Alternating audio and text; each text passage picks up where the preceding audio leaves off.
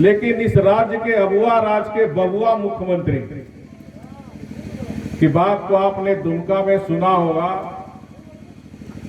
कि ये बीजेपी वाले जय श्री राम, भारत माता की जय कहते हैं। सुन सुन के उनका दिमाग खराब। सुने थे, पढ़े थे समाचार पत्र में? नहीं तो मेरे पास वीडियो है, अभी चाहो तो मैं वीडियो उसका सुना सकता हूं। पेपर में पढ़े थे। अब भी ये अबुआ राज का बबुआ मुख्यमंत्री को जय श्री राम और भारत माता की जय से उसका दिमाग क्या होता है? खराब है। अब ऐसे मुख्यमंत्री जिसको भारत माता और जय श्री राम की चीड़ होता और हिंदू होने पर भी कहता कि मैं हिंदू भी नहीं हूं, ये भी पढ़े हैं। अब ऐसे मुख्यमंत्री को ये हिंदू समाज में आकर वोट मांगने का अधिकार है? तो ऐसे मुख्यमंत्री को इस उपचुनाव में क्या सिखाना? सबक सिखाना। क्या सिखाना है? ये राम विरोधी, ये भारत माता की जय का विरोधी झारखंड की राजनीति में नहीं चलेगी। और इसकी शुरुआत मधुपुर के विधानसभा के उपचुनाव से शुरुआत करना, इसको सबक सिखाना है ना? अरे जोर से बोलो, हेमंत सोरेन जी की तक आवाज जाए। तो सबक सिखाने के लिए क्या करना है? 17 तारीख को कमल, दीदी लोग, महिला लोग अच्छी जानती है, कमल लक्ष्मी में, मां लक्ष्मी में सवार होके आती है ना? तो 17 अप्रैल कमल के फूल पर क्या करना है? इतना बटन दबाना कि ये जो मुस्लिम तुष्टीकरण की राजनीति ये गठबंधन की सरकार कर रही है, उसको भी सबक सिखाना है ना? ये जो वोट बैंक की राजनीति, ये जाति और संप्रदायवाद की राजनीति झारखंड में जो गठबंधन के द्वारा हो रही है, उसको भी सबक सिखाना। झारखंड 3.25 करोड़ जनता का झारखंड है, किसी सरकार का झारखंड नहीं है, किसी मुख्यमंत्री का भी झारखंड नहीं है। कोई अपने राज्य को अपनी बपौती भी ना समझे। तो ऐसी सरकार को वोट देना चाहिए। जोर से बोलो, आवाज जाना भेजना हुआ। ये युवा विरोधी सरकार है, इसलिए खासकर युवाओं से मेरी अपील है कि जात और संप्रदाय से ऊपर उठकर अपने भविष्य की चिंता करते हुए ये ठग गठबंधन की सरकार को सबक सिखाना जरूरी। कैसे आपको ठगा? इसीलिए मैं सरकार को गठबंधन की सरकार नहीं बोलता हूं, ठग गठबंधन की सरकार। वादे किए कि अगर सरकारी नौकरी नहीं मिलेगी तो हर ग्रेजुएट छात्र को कितना देंगे? 5,000। ग्रेजुएट स्टूडेंट को अगर सरकारी नौकरी नहीं मिलती है तो 5,000 रुपया बेरोजगारी भत्ता देंगे। जो पोस्ट ग्रेजुएट है उसको 7,000 रुपया देंगे। 5 ग्रेजुएट को मिला भैया? आप लोग बताओ, मधुपुर के लोग, मिला? तो सरकार को सबक सिखाना है कि नहीं? तीसरा, ये जो बोल रहा है कि हम सामाजिक सुरक्षा की संख्या इतना बड़ा है, झूठ बोल। जिस तरह चुनाव में ठगा, आज भी एक ठगने का काम मुख्यमंत्री जी कर रहे हैं। इस मधुपुर में 53,000 गरीब लोग को पेंशन मिलता है, चाहे वृद्ध पेंशन हो, चाहे विधवा पेंशन हो। और हमने हमारी सरकार में तय किया था, राज्य की जितनी भी विधवा बहन है उसको सबको पेंशन देंगे। और पेंशन की राशि हमारी सरकार ने बढ़ाने का काम किया था। 600 रुपया से कितना हुआ? 1,000 हमारी सरकार ने की। इन्होंने 2019 में नारा दिया, निश्चय पत्र निकाला था, तो हम 2,500 रुपया करेंगे। मालूम है? 2,500 रुपया ये बढ़ाया। एक गरीब विरोधी सरकार है कि नहीं? विधवा बहनों के विरोध सरकार है कि नहीं, बूढ़ा बूढ़ी विरोधी सरकार है कि नहीं, तो इस सरकार को सबक सिखा। उसी तरह किसान, ये राज्य में 70% आबादी खेती पर निर्भर है, खेती से ही उसकी पेट चलती है।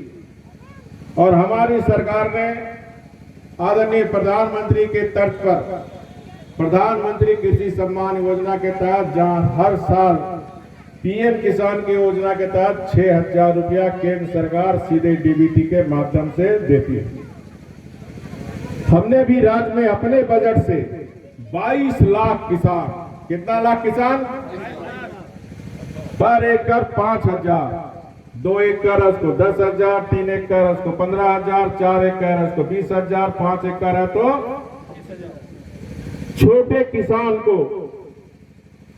हमने ये योजना लागू की थी, मुख्यमंत्री कृषि आशीर्वाद योजना। ये सरकार आई, सबसे पहला काम किया, कृषि आशीर्वाद योजना को बंद कर दिया ना।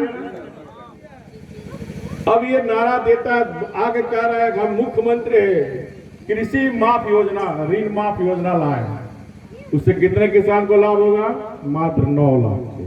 हमारी सरकार 22 लाख किसान को दे। उस 9 लाख के किसान में भी बताओ, जो छोटे किसान है, जो गरीब किसान है, तो कोई बैंक गया, बैंक से लोन लिया, उनका तो ऋण माफ होगा नहीं। इसी को ध्यान में रखकर हमारी सरकार ने छोटे से छोटे किसान भी अपने पैर पर खड़ा हो, मुख्यमंत्री कृषि आशीर्वाद योजना शुरू करके आधार कार्ड दिखाइए, सीधे 5,000 अकाउंट में। और आपके सिर्फ मधुपुर विधानसभा क्षेत्र में 57,000 किसान को 5 करोड़ 80 लाख रुपया हमारी सरकार थी सीधे अकाउंट में जा रहा है, लेकिन ये सरकार ने आके बंद कर दिया। अभी किसान विरोधी सरकार है कि नहीं, हाँ? इसी तरह फसल बीमा योजना, जो प्रीमियम होता है, उसका भी किसी किसान को देने की जरूरत नहीं, सारा फसल बीमा योजना का पैसा राज्य सरकार दे रही थी, ये सरकार उसको भी बंद कर दी। उसी तरह मेरी ये मान्यता थी कि राज्य को अगर हमें बढ़ाना तो महिलाओं को आगे बढ़ाना, नारी शक्ति को आगे बढ़ाना होगा, क्योंकि नारी शक्ति के कारण ही ये समाज, ये कुटुंब व्यवस्था हम देख रहे हैं, किसके कारण है, नारी शक्ति के कारण। अगर ये नारी शक्ति नहीं होती, ये जो भारत में, हमारे राज्य में, हमारे देश में जो कुटुंब व्यवस्था है वो रहती, क्योंकि महिला में इतनी ताकत है, क्योंकि यही महिला शक्ति हमारी दुर्गा की शक्ति है, यही महिला की शक्ति के अंदर माँ काली की शक्ति है। माँ काली की शक्ति है तो कमल फूल को खिलाएगा महिला। ये शक्ति समाज की शक्ति बने, ये महिला शक्ति को मान सम्मान मिले, इसको ध्यान में रखकर हमारी सरकार ने, अगर महिला के नाम पर कोई जमीन जायदाद रजिस्ट्री होती है 50 लाख रुपए तक की, उस पे रजिस्ट्री 1 रुपये में। झारखंड देश का पहला राज्य था जहां 50 लाख की संपत्ति में अगर हमारी माता बहने के नाम पर रजिस्ट्री होगी तो कितने में, 1 रुपये। ये सरकार उसको भी, महिला विरोधी सरकार है कि दीदी लोग, दीदी लोग महिला विरोधी सरकार है कि नहीं, सबक सिखाना है। तो एक दीदी बहन जो सुन रहे हैं, घर घर सबको आपको बताना है, महिला विरोधी सरकार को क्या करना है, सबक सिखाना। 17 तारीख को कमल फूल में बटन दो। बहुत सारे जितने निश्चय पत्र में वादे किए थे, 1.5 वर्ष में एक भी वादे इन्होंने नहीं पूरा। इसीलिए एक ठग गठबंधन का ठग मुख्यमंत्री को सबक सिखाना है कि नहीं। आपको मौका मिला, मधुपुर की जनता को एक सुनहरा मौका मिला, एक ठग गठबंधन की सरकार को 17 तारीख को कमल फूल में बटन दबाकर सबक सिखाना, उसको चेताना कि झारखंड की जनता गरीब जरूर है लेकिन हम बेवकूफ नहीं है। ये सबक 17 तारीख को दिखाना। और जो आपने 2019 में जिस झूठे वादे, बड़े बड़े सपने दिखाकर आपने जनादेश लिया था, उस वादे को आप पूरा करो। ये मधुपुर की जनता को ये सबक देना। इसी तरह प्रधानमंत्री आवास योजना, प्रधानमंत्री जी का सपना है 2022 तक कोई गरीब बेघर ना रहे। इस मधुपुर में 5 साल के अंदर हमने 1031 घर आपके सिर्फ मधुपुर विधानसभा क्षेत्र में बने। ये सरकार भी कहे थे कि हमारी सरकार बनेगी, हम 3.5 लाख रुपया देंगे। मिला भैया किसी को? उसी तरह हमारी सरकार झारखंड का पहला राज्य था जहां हमने उज्ज्वला गैस के साथ सिलेंडर भी देते थे। मिलता था दीदी, और डबल सिलेंडर का पैसा भी देते थे। ये सरकार बनने के साथ सिलेंडर भी बंद कर दी। महिला विरोधी सरकार है कि नहीं? और कहा था निश्चय पत्र में कि हर दीदी को चूल्हा खर्चा 2500 रुपया देंगे। 2.5 रुपया मिला? 2500 का बात छोड़ दो, चूल्हा खर्चा किसी को मिला है? मिला भैया? आप लोग घर में कोई दीदी बताया 2500 रुपया चूल्हा खर्चा दिया? तो महिला विरोधी सरकार है कि नहीं? इस तरह, इसीलिए मैं इसको ठग मुख्यमंत्री जी कहता हूं और ठग गठबंधन की सरकार। इसलिए ठग गठबंधन, ठग मुख्यमंत्री जी को मधुपुर की जनता, मैं आपसे अनुरोध करने आया हूं कि आप इस सरकार को सबक सिखाओ। दूसरा, ये जो नायक धाम है, हम आपको आश्वस्त करना चाहते हैं कि नायक धाम और सांस्कृतिक पर्यटक के रूप में विकसित हो।